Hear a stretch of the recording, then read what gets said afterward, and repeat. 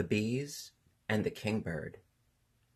There was once in the forest a great hollow tree where for years a swarm of bees had made their home. To look at it in winter, one would never guess what a store of honey was sealed up within, but in summer the bees were always busy passing in and out, and it was indeed a busy place. Then the workers had to gather honey and build the cells and look out for the queen mother's many babies. The queen mother had so much care of her eggs that she could really do nothing but attend to them. After they were ready in their cells, the workers took care of them and tucked in a lot of bread for the babies to eat when they were hatched. Then there was the bread making to be done also, and all the workers helped to bring the pollen or flower dust out of which it was made. The drones didn't do anything, not a thing, not a single thing, unless it were taking care of the queen when she flew away from the tree. They had done that once, but it was long ago, before she had laid an egg, and while she was still quite young. They were handsome, great fellows, strong and well-formed, and if you didn't know about them, you might have thought them the pleasantest bees in the tree.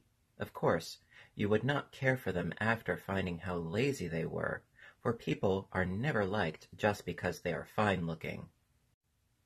The drones always found some excuse for being idle, and like many other lazy people, they wanted the busy ones to stop and visit with them. "What is the hurry?" they would say. "There will be more honey that you can get tomorrow. Stop a while now." But the workers would shake their brown heads and buzz impatiently as they answered, "We can get tomorrow's honey when tomorrow comes, but today's honey must be gathered today." Then the drones would grumble and say they didn't see the sense of storing up so much honey anyway. That was also like lazy people the world over, for however much they scold about getting the food, they are sure to eat just as much as anybody else. Sometimes lazy people even eat more than others, and pick for the best too. On cloudy days, the workers did stay at home in the tree, but not to play. They clung to the walls and to each other, and made wax. It took much patience to make wax. When they were gathering honey, there was so much that was interesting to be seen, and so many friends to meet, that it was really quite exciting. But when they made the wax, they had to hang for a long, long time until the wax gathered in flakes over their bodies. Then it was ready to scrape off and shape into 6-sided cells to hold honey, or to be homes for the babies. One sunshiny morning, the queen mother stopped laying her eggs and cried, "Listen! Do you hear that?" "What?" asked the workers, crowding round her. "Why, that noise," she said. "It sounded like a bird calling, 'Curee! Curee!' And I thought I heard a worker buzzing outside a minute ago, but no one has come in. I am afraid." And here she stopped. "Of what are you afraid?" asked the drones, who, having nothing to do but eat and sleep, were always ready to talk about anything and everything. The great trouble with them was that if you once began to talk, they did not like to have you leave and go to work. "Why," said the queen mother, "I don't want to alarm you, but I thought it was a kingbird." "Well, what if it was?" said a big drone. "There is only one of him, and there are a great many of us." "Yes," said the queen mother, "but there may not be so many of us very long if he begins to watch the tree. I've lived much longer than you, and I know how kingbirds act." This was true, for queens live to be very old, and drones never live long because they are so lazy. "Well," said the big drone, "we must find out about this.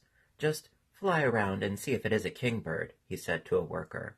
"We must know about things before we act." "Suppose you should go," she replied. "I have my leg pockets full of pollen, and it ought to be made into bread at once. I never saw larvae so hungry as these last ones are." I only wish that I could go, said the big drone, limping as he got out of her way. But my 5th foot just stepped on my 3rd foot, and I could hardly move. When he said this, all the workers smiled, and even the Queen Mother had to turn away her head. The drones looked as solemn as possible. It would not do for them to laugh at their brother. They did not want him to laugh at them when they made excuses for staying at home. They even pretended not to hear one of the workers when she said that it was funny how some people couldn't use their wings if one of their feet hurt them. Yes, said another worker, and it is funny too how some people can get along very well on 3 legs when they have to, while others are too helpless to do anything unless they can use the whole 6. The drones began to talk together.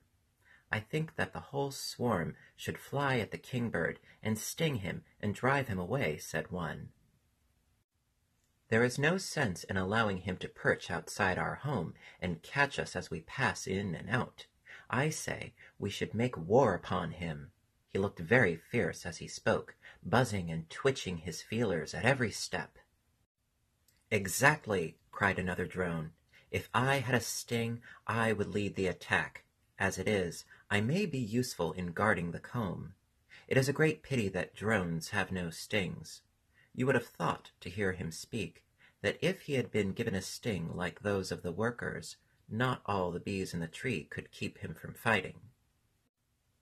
While the drones were talking about war, some of the workers sent to their queen for advice. Tell us, they said, how to drive away the Kingbird. Should we try to sting him? You know it kills a bee to sting anybody, and we don't want to if we can help it. Yet we will if you say so. The Queen Mother shook her head. You must not bother me about such things, she said. I have all that I can do to get the eggs ready, and you must look after the swarm. Nobody else can do my work, and I have no time to do yours.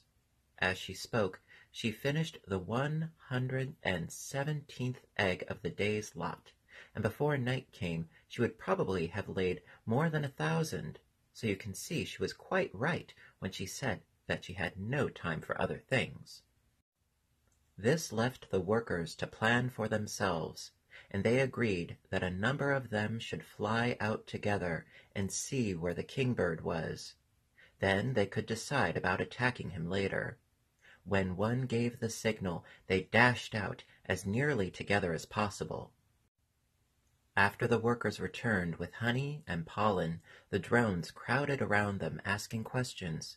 Where is he? What does he look like? Did he try to catch you? The workers would not answer them and said, Go and find out for yourself. We all came back alive. Then they went about their business as usual. I don't see how they dared to go, said a very young bee who was just out of her cocoon and was still too weak to fly. Pooh, said the big drone.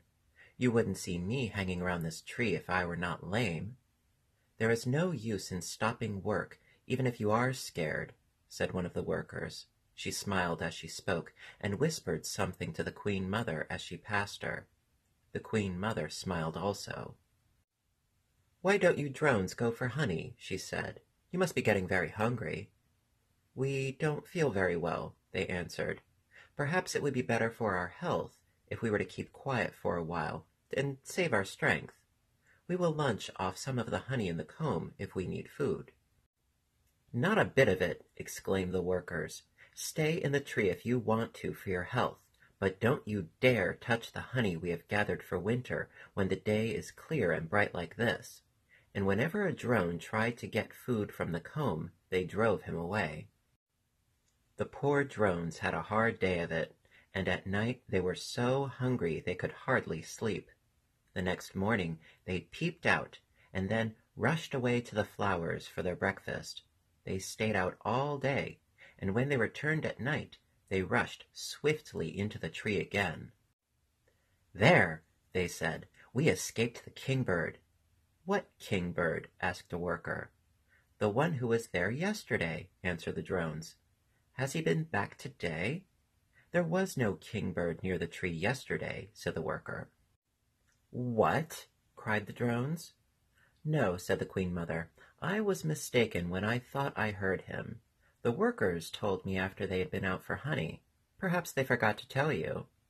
But her eyes twinkled as she spoke, and all the workers smiled, and for some reason the drones did not know what to say.